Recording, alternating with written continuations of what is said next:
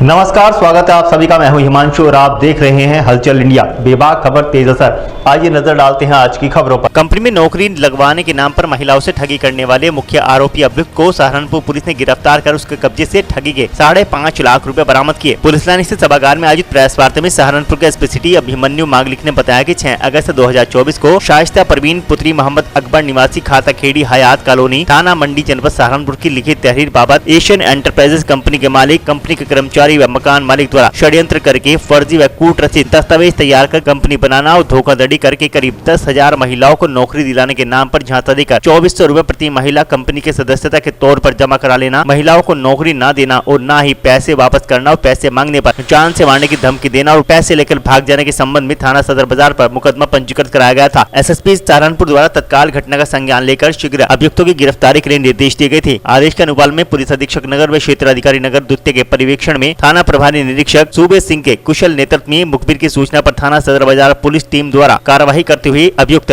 दीपक सिंह उर्फ कुमार शानू उर्फ कन्हैया पुत्र विजय कुमार निवासी गांव छोटी चक थाना गोगरी जिला खगड़िया बिहार को चुनहटी अंडरपास दिल्ली रोड से गिरफ्तार किया गया, जिसके पास से 5.5 लाख रुपए नकद बरामद किए गए। इससे पूर्व 17 अगस्त 2024 को अभियुक्त आदर्श कुमार पुत्र विजय कुमार निवासी गाँव छोटी चक जमालपुर थाना गोगरी जिला खगड़िया बिहार को गिरफ्तार कर जेल भेज दिया गया है। आपको पता होगा पिछले दिनों ये जो स्कैम निकल के आया था कि एशियन एंटरप्राइज नाम से कंपनी खोली गई थी, जिसमें महिलाओं से करीब 2 से 2.5 हजार महिलाओं से पैसे इकट्ठे किए गए थे 2400 रुपए, और उनको बताया गया था कि उनको कुछ ऊन दी गई थी उनको, और बोला गया था कि ऊन से फूल बना के देना है, जिसके बदले में उनको 4,000 रुपए दिए जाएंगे।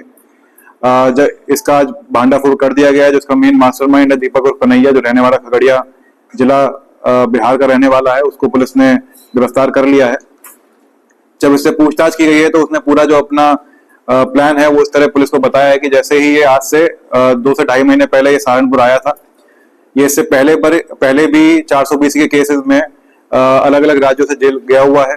इसके पिताजी बिहार में पोस्ट मास्टर डाक विभाग में काम करते थे और वो भी जेल जा चुके हैं।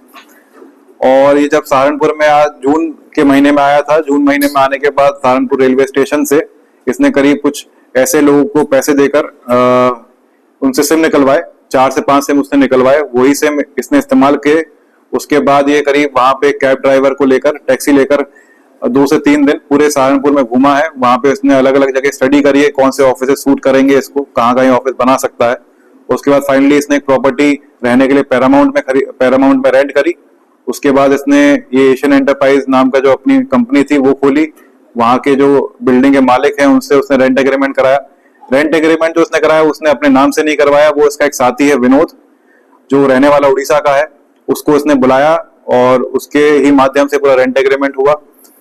बैंक अकाउंट उसको खुलवाना था तो उसने अपना एक फर्जी आधार बनवाया। फर्जी आधार में इसने बताया कि इसके पास एक मोबाइल में एक ऐप है, जिससे आधार में आप जो भी डिटेल डालोगे उस नाम से आधार बना के वो दे देगा, और वही आधार इसने बैंक ऑफ महाराष्ट्र में इस्तेमाल करते हुए अकाउंट बनवाया। तो इस तरह से इसने पूरी तरह से प्लानिंग करी। वहां पर जो एम्प्लॉयज रखे थे, 20 से 25 एम्प्लॉयज उसने रखे थे एजेंट के रूप में, वो उसने OLX के माध्यम से एडवर्टीजमेंट देके रखे, उनको इंसेंटिव देने का भी इसने प्रलोभन दिया था, और इस तरह से ये अपनी आगे जितनी महिलाओं हैं वो बढ़ा रहा था। ये भी बताने वाली बात होगी, इसने ये बोला था कि जो महिला को लेकर आएगा उसको पर महिला 400 रुपए भी मिला करेंगे एज अ कमीशन, तो वो भी ये बांटता जा रहा था।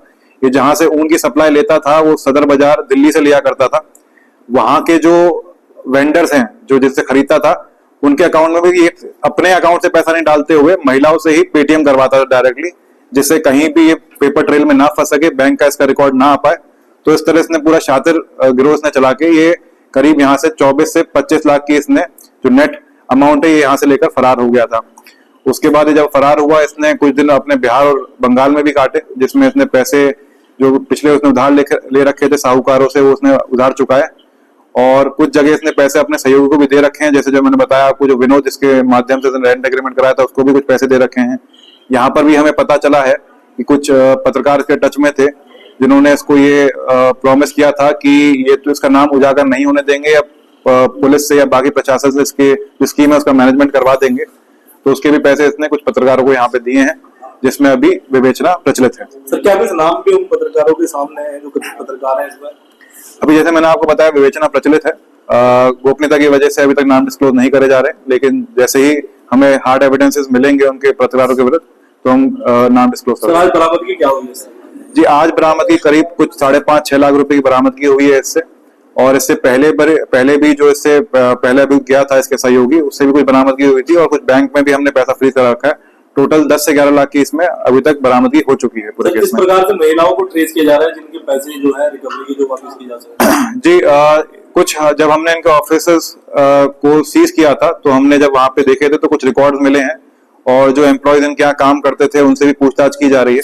तो एक पूरा डेटा बन रहा है। 2 से 2.5 हजार जो महिलाएं हैं जिन्होंने पैसे जमा करवाए थे, कुछ जो बैंक में आए थे वो बैंक अकाउंट के माध्यम से ट्रेस किए जा रहे हैं।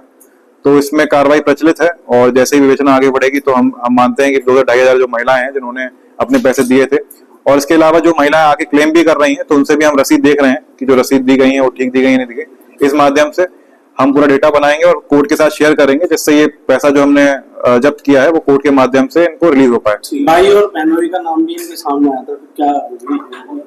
जी, वही मैंने आपको बताया, ये कुछ इनके सहयोगी हैं जिन्होंने चाहे इनको छुपाने में सह दी है या इनके पैसों को ठिकाने में सह दी है।